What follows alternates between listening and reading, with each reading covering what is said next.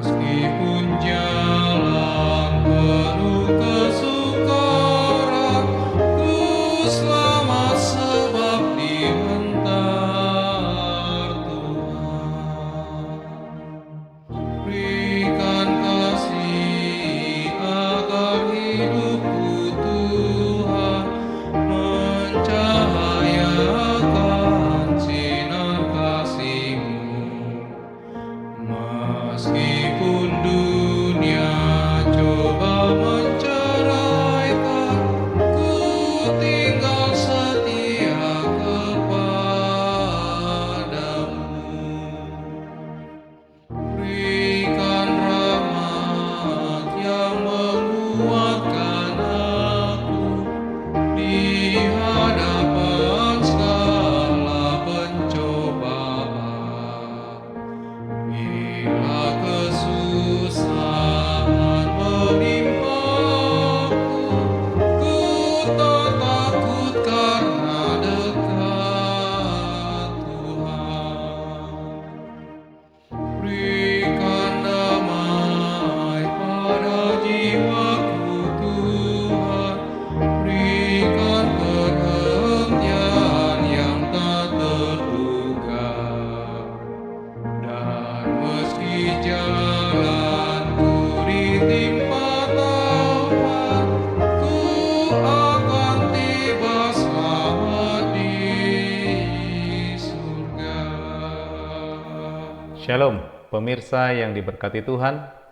Pada saat ini kita bertemu kembali dengan saya dalam garis besar pelajaran Sekolah Sabat.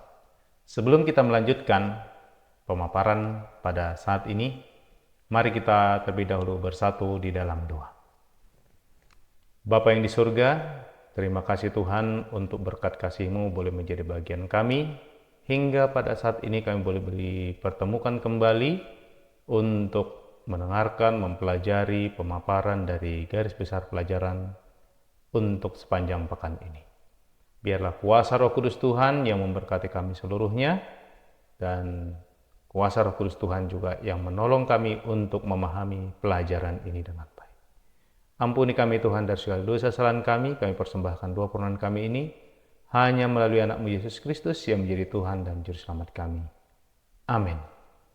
Bapak Ibu, saudara-saudaraku yang kekasih dalam nama Tuhan Yesus Kristus, pelajaran kita pada saat ini kita sudah masuk ke dalam pelajaran yang ke-10 dengan judul Suami dan Istri Bersama di Salib. Kita akan lanjutkan melalui ayat inti dalam Efesus pasal yang kelima ayat yang ke-25 sampai 27. Berisi demikian. Hai suami, kasihilah istrimu, sebagaimana Kristus telah mengasihi jemaat dan telah menyerahkan dirinya baginya untuk menguduskannya, sesudah ia menyucikannya dengan memandikannya dengan air dan firman, supaya dengan demikian ia menempatkan jemaat di hadapan dirinya dengan cemerlang tanpa cacat atau kerut atau yang serupa itu, tetapi supaya jemaat kudus dan tidak bercela. Bapak Ibu saudara-saudaraku yang kekasih dalam nama Tuhan Yesus Kristus, sebagai pendahuluan dari pelajaran kita sepanjang pekan ini, kita mau lihat bahwa persatuan berjalan seperti benang emas dalam surat Paulus kepada jemaat di Efesus.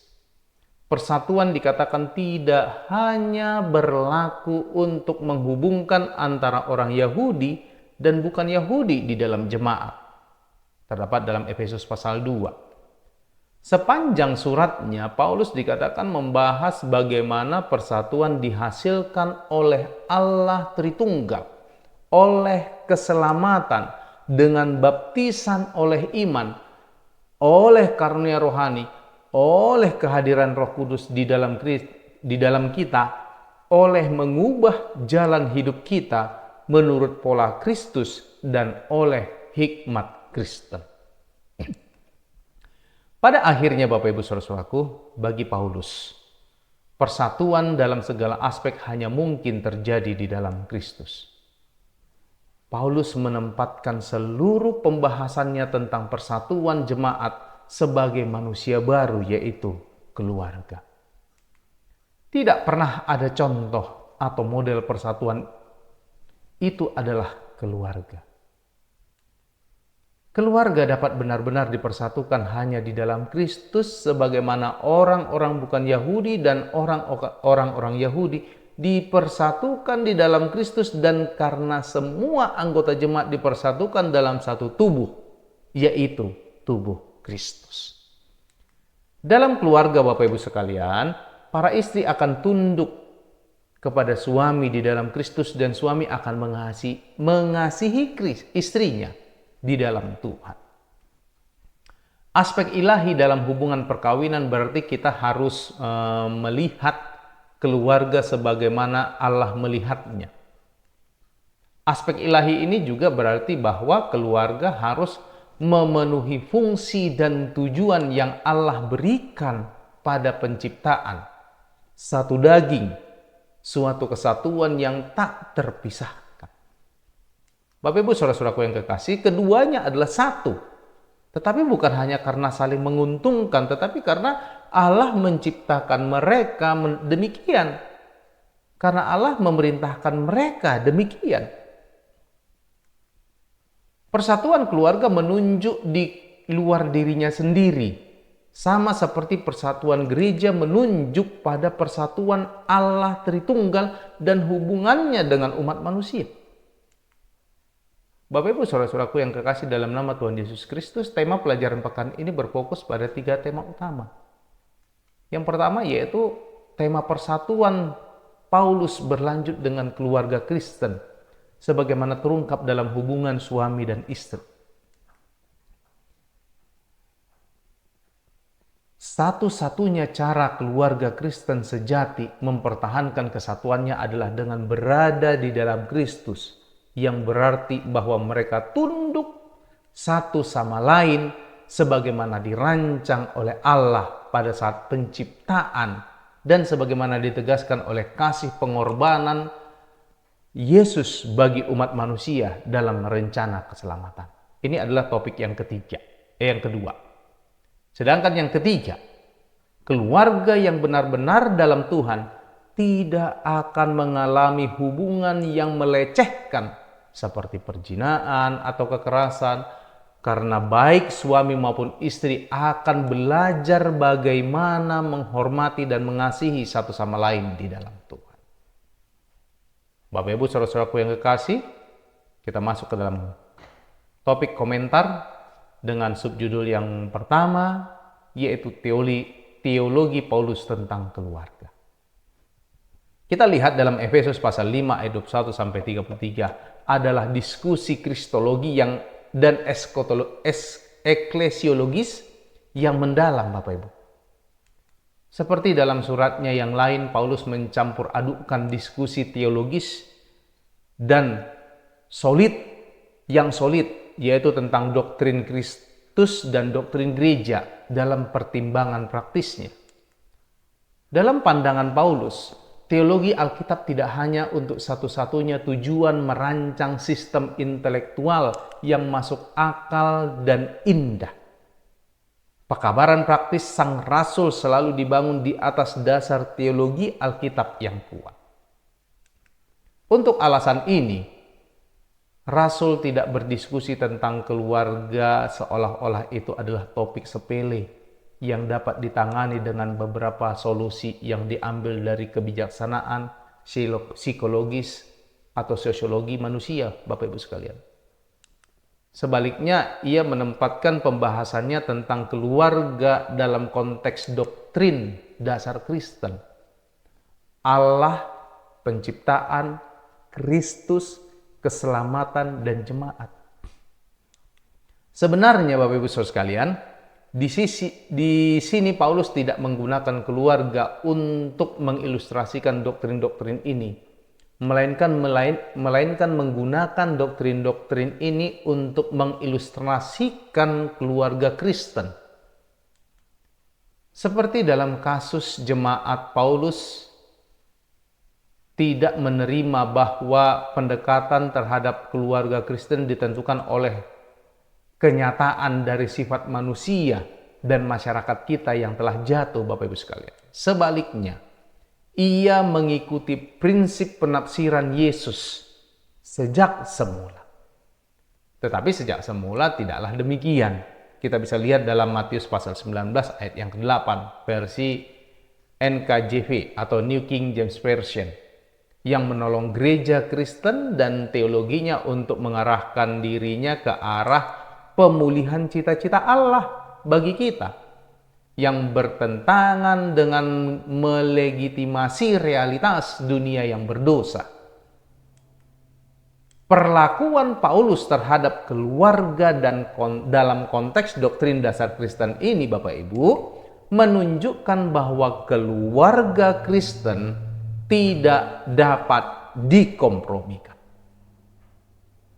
Kita lanjut ke dalam topik yang berikutnya, tunduk dalam kasih. Dalam menulis tunduk kasih, Paulus mengacu pada hubungan laki-laki perempuan, telah menyebabkan banyak perdebatan, bahkan menarik beberapa kecaman kepada kekristenan sebagai misoginis atau yang disebut dengan ajaran menolak pernikahan.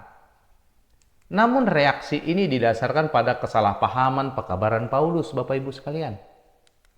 Beberapa poin dapat menolong kita memperoleh pemahaman yang baik tentang masalah ini. Poin yang pertama, kita bisa lihat sikap suami dan istri berasal dari konteks saling menghormati satu sama lain. Efesus pasal 5 ayat 21. Sebagai hasil dari kepenuhan Roh Kudus dalam Efesus 5 ayat 18. Poin yang kedua, istri tunduk kepada suaminya bukan seperti kepada atasan tetapi kepada Kristus, juru selamat dan pelindungnya. Arti kedudukan adalah menjunjung tinggi, menghormati, mengakui dan menghargai suaminya sebagai pelindung dan penolongnya. Alkitab tidak memberikan dasar apapun untuk gagasan bahwa istri lebih rendah dari suaminya dan oleh karena itu tunduk kepada suaminya sebagai atasan. Sebaliknya, Bapak Ibu sekalian, Paulus di sini mengajarkan sikap kerendahan hati dan penghormatan yang benar yang harus dimiliki oleh istri kepada suaminya. Fakta bahwa kekristenan menyatakan martabat yang setara antara laki-laki dan perempuan di dalam Kristus tidak boleh membuat perempuan mengambil sikap arogansi dan superioritas terhadap suami mereka.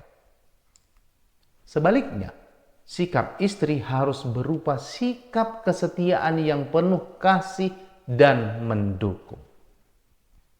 Berikutnya yang ketiga dikatakan Bapak Ibu sekalian, suami pada gilirannya harus ingat bahwa perempuan mengharapkan kasih dalam hal perawatan dan perlindungan.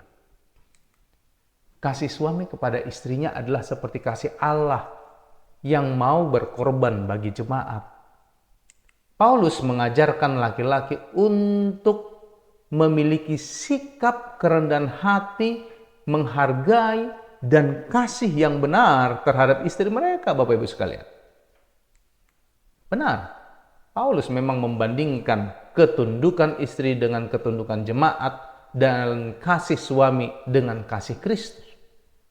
Tetapi Paulus tidak membuat perbandingan ini secara longgar, mencampur adukkan konsep-konsep teologis sehingga memberikan dasar bagi hubungan hierarkis antara laki-laki dan perempuan atau untuk pandangan sakramental tentang pernikahan.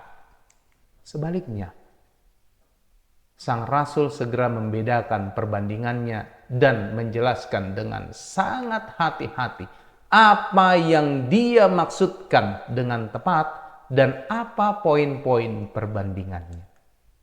Yang keempat, Bapak Ibu sekalian, perbandingan itu mengacu pada sikap dan bentuk tunduk satu sama lain dan pengungkapan kasih. John Chrysostom tahun 347-407, pengkhotbah terkenal dan bapa gereja di Konstantinopel, menggunakan keterampilan homiletik terbaiknya untuk menggambarkan kasih suami kepada istrinya. Dia katakan demikian, "Maukah engkau meminta istrimu tunduk kepadamu seperti jemaat bagi Kristus? Maka berikanlah pemeliharaan yang sama untuknya, seperti yang Kristus berikan untuk jemaat. Ya, bahkan jika perlu bagimu untuk memberikan hidupmu baginya. Ya, dan untuk dipotong-potong 10.000 kali. Ya, dan untuk menanggung dan menjalani penderitaan apapun, jangan menolaknya. Meskipun engkau harus menjalani semua ini, namun tidak, bahkan sebelumnya, tidak melakukan sesuatu seperti Kristus. Karena kamu memang melakukannya untuk seseorang yang telah engkau berjanji, tetapi dia bagi orang yang mengkhianati dia dan membenci dia. Dengan cara yang sama, ketika dia meletakkan di kakinya perempuan yang mengkhianati dia, yang membenci dan menolak dan meremehkan dia, bukan dengan ancaman atau dengan kekerasan atau dengan teror atau dengan hal lain semacam ini, tetapi oleh kasih sayangnya yang tak kenal lelah, demikian juga kamu bersikap terhadap istri. Ya, meskipun Anda melihat dia memandang rendah Anda, meremehkan dan mencemooh Anda, namun dengan perhatian Anda yang besar baginya, dengan kasih sayang, dengan kebaikan, Anda akan dapat membaringkannya di kaki Anda. Karena tidak ada yang lebih kuat untuk menggoyang ikatan ini, dan terutama untuk suami dan istri. Seorang hamba memang seorang yang mampu mungkin untuk diikat oleh rasa takut, bahkan bukan karena dia akan segera pergi dan menghilang, tetapi pasangan hidup seseorang, ibu dari anak-anak seseorang, dasar dari setiap kegembiraan seseorang, tidak boleh dirantai oleh ketakutan dan ancaman, tetapi dengan kasih dan temperamen yang baik. Untuk persatuan macam apa itu? Di mana istri takut pada suaminya? Dan kesenangan macam apa yang akan dinikmati oleh sang suami sendiri jika dia tinggal bersama istrinya seperti dengan seorang hamba dan bukan dengan seorang perempuan merdeka?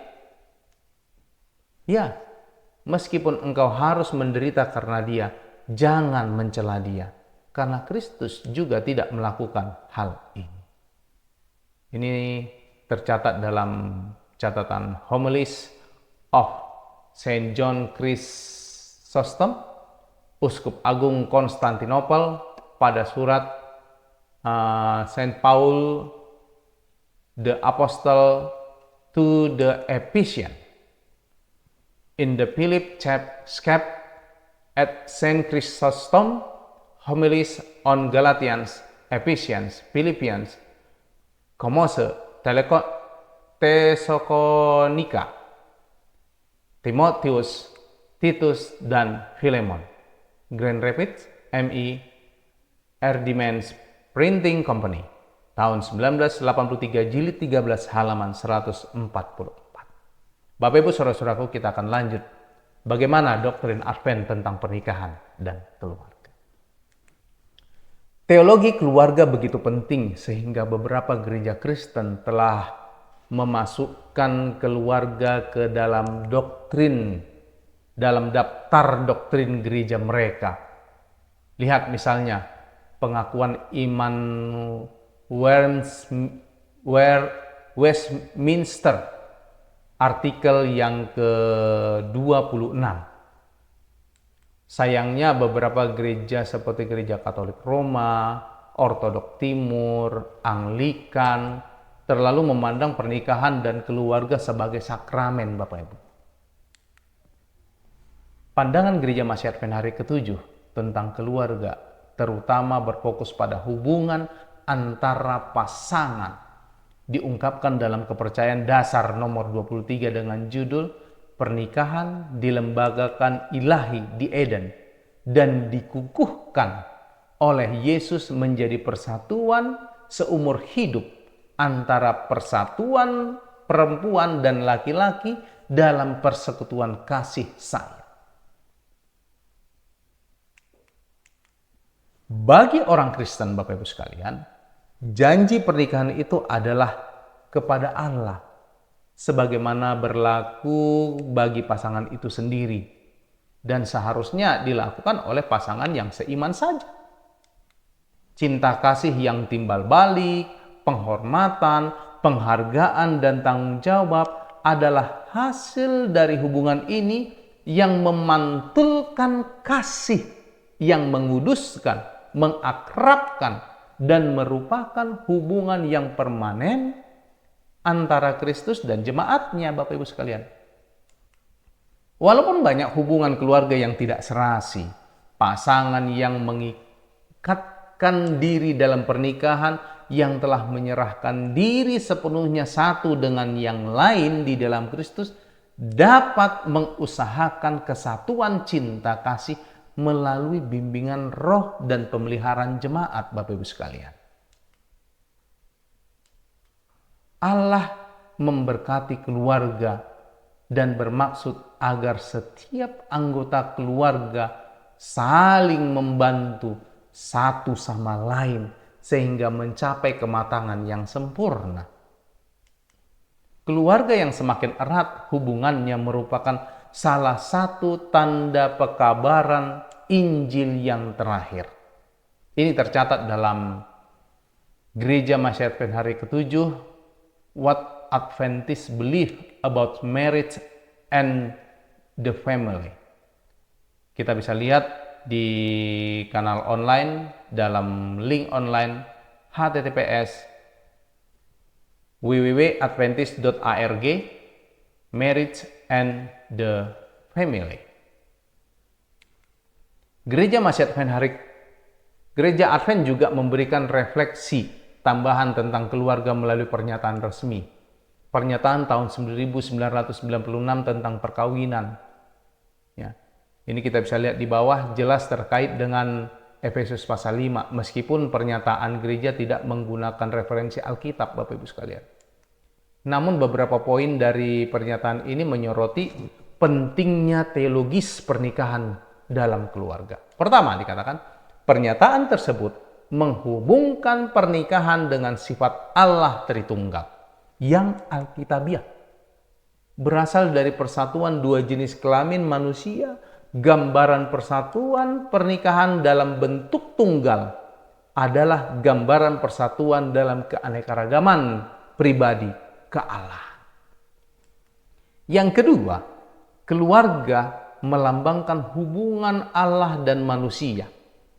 Di seluruh kitab suci, persatuan heteroseksual dalam pernikahan diangkat sebagai simbol ikatan antara Allah dan kemanusiaan, Bapak Ibu sekalian.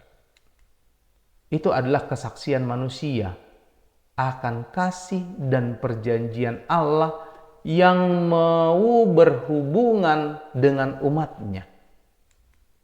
Hubungan yang harmonis dari seorang laki-laki dan seorang perempuan dalam pernikahan menggambarkan hubungan terkecil dari kesatuan sosial yang dihormati sebagai bahan inti dari masyarakat yang stabil.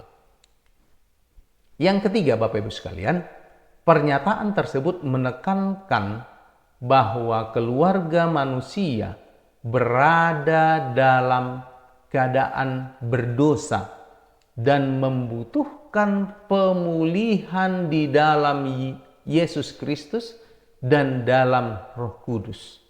Karena pernikahan telah dirusak oleh dosa. Kemurnian dan keindahan pernikahan seperti yang dirancang oleh Allah perlu untuk dipulihkan. Melalui penghargaan akan karya penebusan Kristus dan karya rohnya di dalam hati manusia, tujuan Allah pernikahan dapat dipulihkan dan pengalaman pernikahan yang menyenangkan dan sehat diwujudkan oleh seorang laki-laki dan seorang perempuan yang menggabungkan hidup mereka dalam perjanjian pernikahan.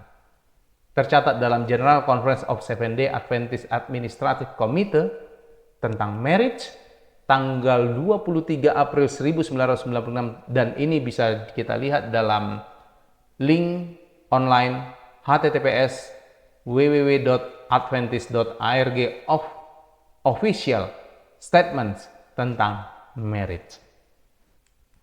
Gereja Advent telah mengeluarkan pernyataan tambahan yang mengutuk pelecehan dan kekerasan keluarga.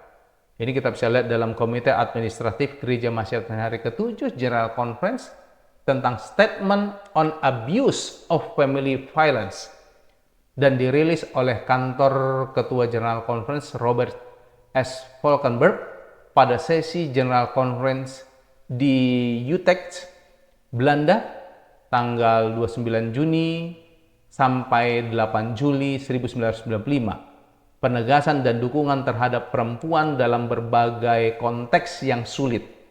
Ini Komite Administratif Gereja Masyarakat Hari ke-7 General Conference Statement on Women's Issue dirilis oleh kantor Ketua Gereja General Conference Robert S. Valkenburg pada sesi General Conference di Utrecht, Belanda pada tanggal 29 Juni sampai 8 Juli 1995. Bapak Ibu, kita lanjutkan pada aplikasi kehidupan bagian yang terakhir dari seri pelajaran kita pada pekan ini. Poin yang pertama dikatakan, cobalah lakukan brainstorming tentang cara-cara keluarga atau jemaat dapat menjadi pusat rekonsiliasi keluarga, di mana suami dan istri dalam komunitas yang lebih besar dapat menemukan rekonsiliasi. Poin yang kedua, bayangkan Anda telah diundang untuk mempersiapkan 3 presentasi sebagai bagian dari proyek untuk mempromosikan hubungan Kristen antara suami dan istri dalam masyarakat. 3 topik apa kira-kira yang akan Anda pilih? Dan selanjutnya elemen apakah yang akan Anda sertakan dalam setiap topik? Poin yang ketiga Bapak Ibu, identifikasi dan jelaskan 3 perbedaan utama antara cara Alkitab dan budaya lokal Anda memandang hubungan suami istri dalam keluarga. Dalam 3 cara apakah Anda dapat memperbaiki hubungan dalam keluarga Anda sendiri untuk mendekati model Alkitabiah tentang hubungan suami istri dan keluarga? Tuhan memberkati kita. Untuk mengakhiri sesi garis besar pelajaran pada pekan ini, mari kita bersatu di dalam doa.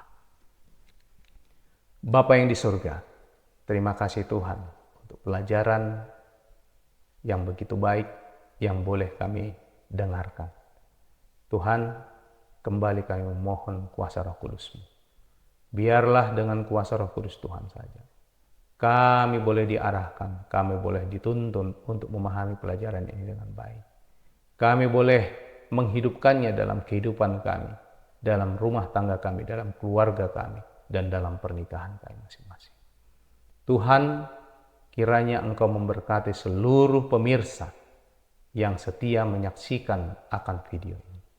Biarlah melalui setiap sesi pelajaran demi pelajaran yang diperdengarkan, umat-umat Tuhan boleh dikuatkan di dalam kerohanian. Mereka boleh dipertambah dalam pemahaman, dan terlebih mereka boleh semakin lebih didekatkan kepada Tuhan.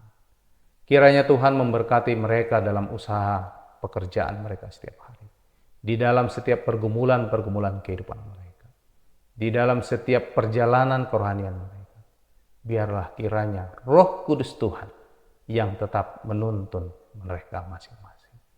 Kiranya juga Roh Kudus Tuhan yang tetap melindungi kami sehingga kami boleh dipertemukan kembali dalam keadaan sukacita dalam sesi pelajaran yang berikutnya. Ampuni kami Tuhan dari segala dosa salah kami. Kehendak-Mu yang terjadi dalam hidup kami masing-masing. Kami persembahkan doa permohonan kami ini hanya melalui anak-Mu Yesus Kristus yang menjadi Tuhan dan Juru Selamat kami. Amin.